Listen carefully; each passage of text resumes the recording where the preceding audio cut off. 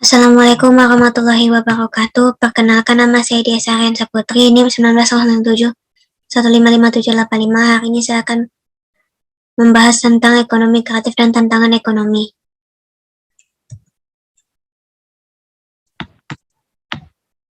Ekonomi kreatif masyarakat Melayu Riau.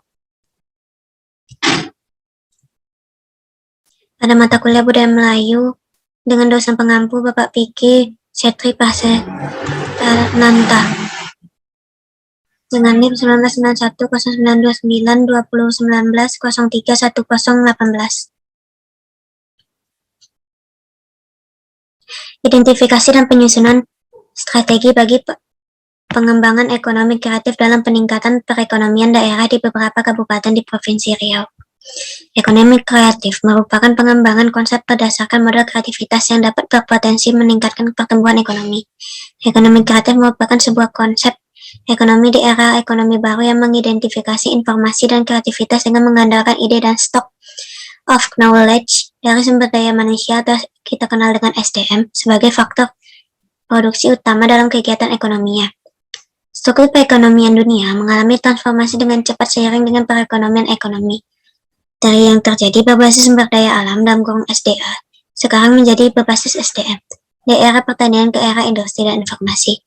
Menurut Toffler 1980, dalam teorinya, melakukan pembagian gelombang peradaban ekonomi ke dalam 3 gelombang. Gelombang pertama adalah gelombang ekonomi pertanian, gelombang kedua ekonomi industri, gelombang ketiga ekonomi informasi, kemudian diprediksikan gelombang keempat yang merupakan gelombang ekonomi kreatif dalam berorientasi dengan ide kreatif. Ikut diagramnya kelompok ilmu ekonomi secara profesional, mulai dari industri pertanian yang kita kenal dengan agrikultur, selanjutnya ekonomi industri, masuk ke industri informasi, dan berakhir dengan ekonomi kreatif. Industri kreatif, menurut Departemen Perdagangan tahun 2008, mendefinisikan industri kreatif sebagai industri yang berasal dari pemanfaatan kreativitas, keterampilan, serta bakat individu untuk menciptakan kesejahteraan serta lapangan pekerjaan melalui penciptaan dan pemanfaatan daya kreasi dan daya cipta industri tersebut. Klasifikasi industri kreatif yang ditetapkan oleh tiap negara berbeda-beda.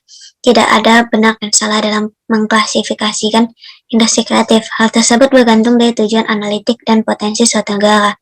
Industri kreatif terbagi menjadi 14 faktor, antara lainnya periklanan, arsitektur, pasar barang seni, kerajinan, desain busana, video, film, fotografi, dan permainan interaktif, musik, seni pertunjukan, dan lainnya.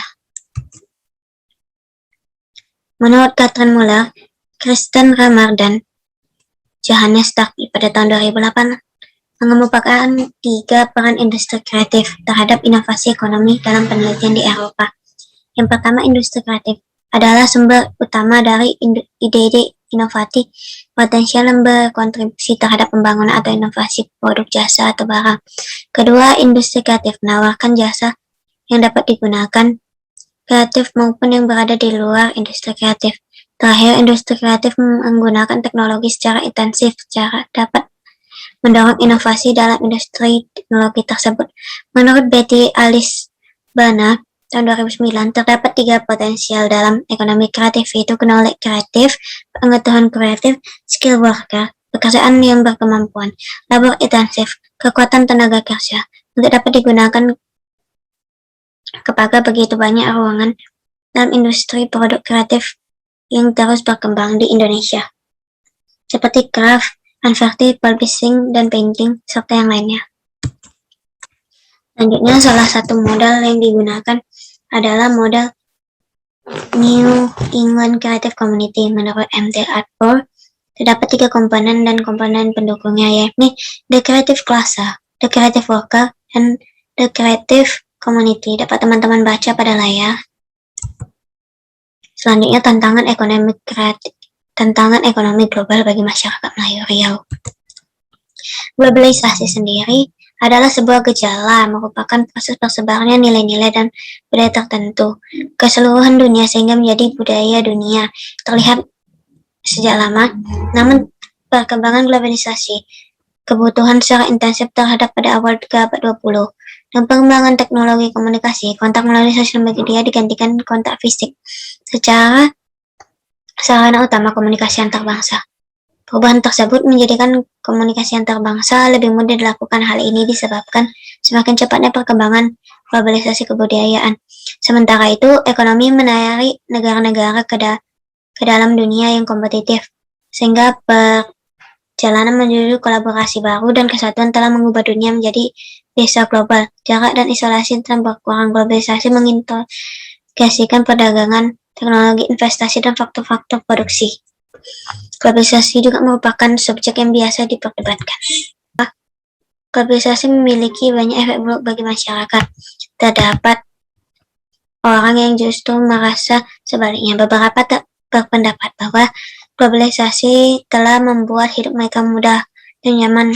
Dalam kenyataannya, perubahan lingkungan strategi bagi pembentukan tenaga kerja Melayu perlu dibenahi, diperbaiki, dan dipicu pada proses menghadapi era pasar bebas, di mana menurut hasil wawancara dan pengambilan pernyataan di lapangan kerja, lingkungan strategi hendaknya mampu memberikan motivasi dan daya dorong yang optimal membentuk jati diri pada masyarakat dan meraih pendapatnya sesuai dengan pendidikan dan kemampuannya. Dalam kenyataannya, perubahan lingkungan strategis kita Melayu memang perlu dibenahi, memperbaiki, dan dipicu pada proses menghadapi era pasar bebas, di mana menurut hasil wawancara dan pengambilan pernyataan di lapangan, umumnya mereka mengeluhkan pada buruknya peluang penerapan tenaga Melayu di dunia pekerjaan.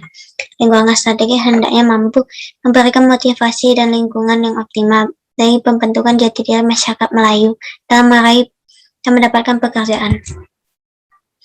Pada kenyataannya sekarang ini, arus globalisasi sudah semakin maju dan menggelamkan posisi tawar tenaga kerja Melayu di dunia pekerjaan, karena kadang menjadi justru bukan semata-mata karena tenaga kerja Melayu berkualifikasi rendah, namun karena kondisi lingkungan yang terkadang sangat kurang mendukung tenaga kerja Melayu untuk lebih membuka diri dan membuktikan kemandiriannya. Banyak berhimpun tenaga kerja asing dengan tingkat kompetisi dan kualifikasi yang sangat memadai, merupakan tantangan yang tidak boleh dilihat sebagai tujuan dan berkompetisi lebih lanjut. Justru sebaliknya, kehadiran tenaga kerja tidak sudah mampu melahap hanya kesempatan kerja bagi masyarakat Melayu. Sesungguhnya pada kenyataan tenaga kerja yang belum siap dalam memasuki dan mengarungi belantara ekonomi global. Usaha ada hanya bertahan dengan mengandalkan sumber daya yang ada. Akibatnya, catatan keterbatasan dan kemiskinan yang sudah dialami oleh pekerja Melayu semakin membuatnya tersingkirkan. Dalam keadaan yang lemah, masyarakat Melayu tidak bisa mendukung pemerintah. Itu sebabnya pemerintahan Islam Melayu melemah dan hancur oleh inflasi dan akhirnya jatuh di tangan penjajah. Sekian.